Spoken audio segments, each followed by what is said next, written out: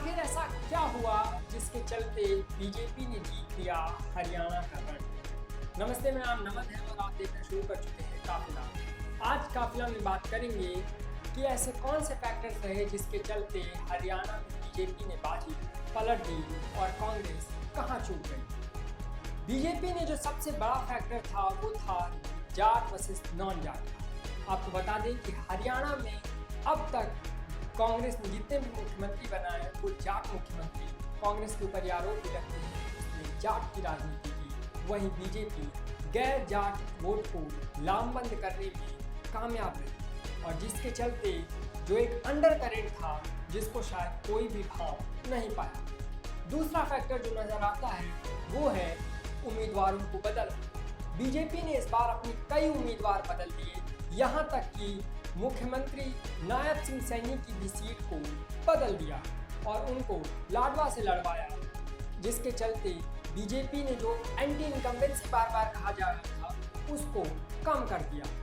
तीसरा फैक्टर है वो ये है कि बीजेपी ने सीएम फेस बदल दिया। आपको बता दें कि 9 साल तक मनोहर लाल खट्टर सीएम रहे, लेकिन जनता ने उनके बीच एंटी इनकम्बेंसी की। बीजेपी ने आखिरी मौके पर नायब सिंह सैनी को मुख्यमंत्री बनाया। हालांकि वो एंटी इनकम्बेंसी का फैक्टर बीजेपी को लोकसभा में नुकसान पहुंचाया और जिसके चलते उसकी कुछ सीटें कम हुई, लेकिन विधानसभा चुनाव में वो फैक्टर काम कर गया और नायब सिंह सैनी से लोग उतने नाराज नहीं थे, जिसका असर सीधा सीधा देखने को मिल रहा है अब आ रहे आंकड़ों पर। कांग्रेस कहाँ चूक गई? कांग्रेस की जो सबसे बड़ी चूक रही वो ये रही कि कांग्रेस ने अपने आंतरिक मतभेदों को कम नहीं कर पाई। शैलजा बनाम हुड्डा की लड़ाई आखिरी तक चलती रही। राहुल गांधी को मंच से दोनों को एक करना पड़ा, लेकिन इसके बावजूद भी लोग ये बता रहे हैं कि शैलजा की नाराजगी दूर नहीं हुई और ये कांग्रेस को भारी पड़ गई। दूसरा, फ्रेंचाइज मॉडल। कहा यह गया कि कांग्रेस आला कमान ने हरियाणा की कमान भूपेंद्र हुड्डा को दे दी।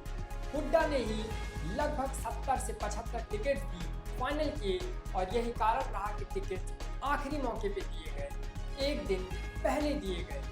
शैलजा की वहाँ भी नहीं चली। और ये जो फ्रेंचाइज मॉडल है, लोग कहते हैं कि यही राजस्थान के चुनाव में अशोक गहलोत को देकर किया था, यही मध्य प्रदेश में कमलनाथ को देकर किया था। तो जो ये फ्रेंचाइज मॉडल है, यानी कि एक आदमी के हाथ में पूरी कमान दे देना और ये कमान देना कांग्रेस को भारी पड़ गया। तीसरा फैक्टर ये है कि जो छोटी पार्टियां थी उन्होंने कांग्रेस को बड़ा डेंट किया। मसलन आम आदमी पार्टी को सीट्स तो एक भी नहीं मिली, लेकिन जो उसका वोट परसेंटेज है वो 1% से ज़्यादा है, लगभग 2% की करीब। इसी तरह INLD जो शायद 2 या 3 सीटें मिलती जिसको नज़र आ रही है, लेकिन उसका वोट परसेंट 5% से भी ज़्यादा है। ये जो छोटा वोट प्रतिशत है, इसने कांग्रेस को ज़्यादा डेंट किया। यही कारण है कि दोनों बड़ी पार्टियों का वोट प्रतिशत एक होने के बावजूद भी सीटों में लगभग 10 सीटों का अंतर दिख रहा है और कांग्रेस यहीं चूक गई और बीजेपी लगातार तीसरी बार सरकार बनाने जा रही है। राज्य में 1966 में जब से हरियाणा बना तब से ये पहली बार होगा कि कोई पार्टी लगातार तीसरी बार अपनी सरकार बनाने जा रही हो। बीजेपी ने आज सारे एग्जिट पोल्स को धता बताते हुए सारे आकलन गलत साबित कर दिए और राज्य में अपनी सरकार बनाने जा रही है। इस पूरे वीडियो पर आपका क्या कहना है हमें कमेंट में जरूर बताएं। देश और दुनिया की तमाम खबरों के लिए आप देखते रहें काफिला।